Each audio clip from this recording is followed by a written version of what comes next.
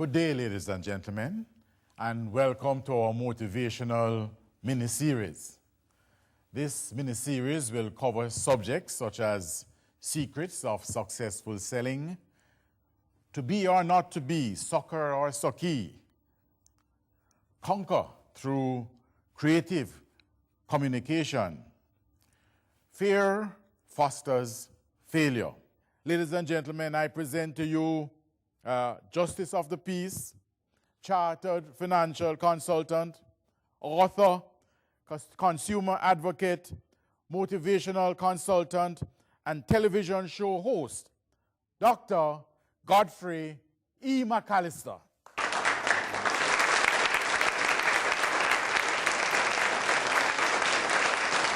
Thank you very much, Mr. Moderator.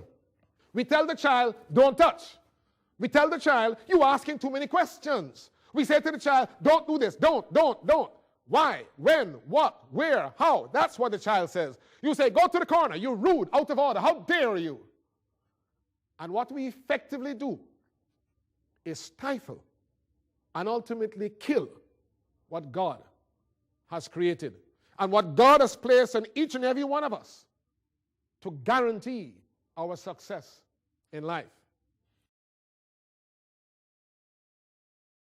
So the C gene, or the curiosity gene, is that gene which Albert Einstein says that he's surprised that when a child survives the educational system, a little bit of curiosity is still left in them.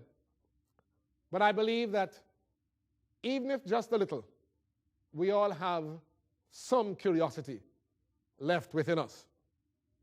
So when we are selling, what we must do at all times is appeal to that C gene in the person that we are directing our attention.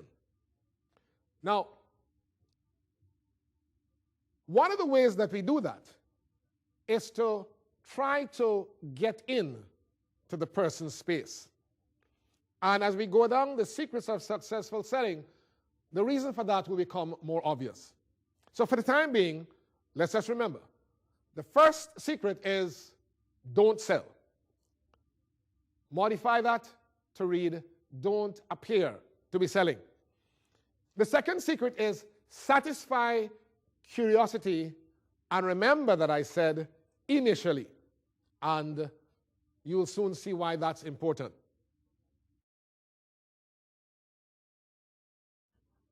The third secret is that we must identify, analyze, and understand the product that you want someone else to buy. And here's where I burst the bubble. And here's where I put each and every one of us on the witness stand. Because you see, you were not invited here today, or you have not attended here today in your capacity as salespersons. You're here today because you are persons. And so I want to suggest to you that each and every one of us, every day of our lives, we sell ourselves. Sometimes we undersell. Sometimes we oversell. But we sell. And I would like to say to you that we must take time to assess ourselves and to understand ourselves, because there is nothing that you can sell, there's no product, there's no good or service that you can sell without first selling yourself. In one of my first books, You've Got All It Takes to Succeed, one of the very first, or should I say the first chapter after the preamble, the first chapter is The Man in the Mirror. And The Man in the Mirror goes all the way down to page 50. At page 51, The Man in the Mirror stops. But then the next 20 pages speaks about the man next door. And the reason that I spent 50 pages talking about the man in the mirror and only 20 pages talking about the man next door is because the man next door is almost identical to the man in the mirror. Oh, yes, yes, you're black and he's white. So what? You're tall and he's short. So what?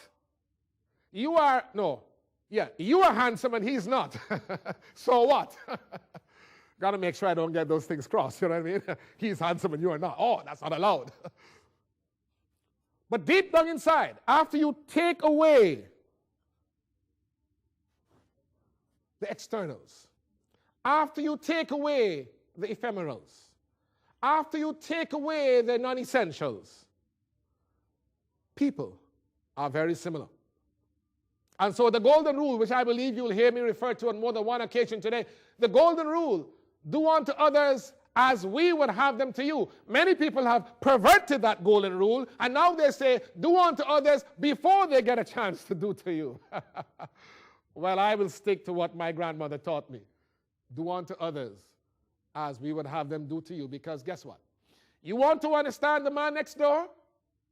Leave him alone. Don't waste any time analyzing him. Analyze yourself.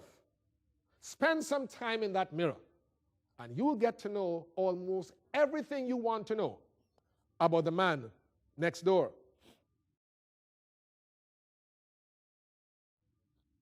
So to the extent that I am the product that I'm selling, I must know myself.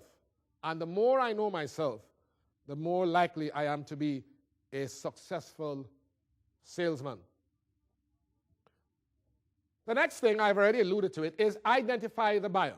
And that, I believe, is secret number 4. Identify the buyer. Now, you may say, well, isn't that obvious? Well, I don't know what's obvious. What I do know is that successful people do a lot of obvious things. Successful people are not from Mars or Venus or so one of these outer space people. They're not aliens with special brains of a certain size or shape or dimension. Successful people simply do what ordinary people do not do, but should do. That's all. Students who are successful don't have a bigger size head, or certainly don't have a bigger size brain. They just do what every student is supposed to do. And they do it today, and they do it tomorrow, and they keep on doing it, and they become successful. So being successful is really not rocket science. It's really about doing what the majority of people refuse to do, although they know what to do. So identify your buyer. Now, obviously, we're not going to spend much time speaking about that because buyers are many. And depending on who you want to sell, depending on who you want to impress, you must identify that person or those persons and make sure that you understand them. If you, for instance, going for a job, I believe that's a very good example. You're going for an interview, and you want to work with a chicken company, a company that rears chickens or manufactures produces, should I say, the finished product. If you're wise, before you get to that chicken company, you will learn to spell chicken front ways, back ways. You will eat chicken even if you are a pork eater and never ate chicken in your life. I'm sorry. You want to go work at a chicken place? You better start eating chicken.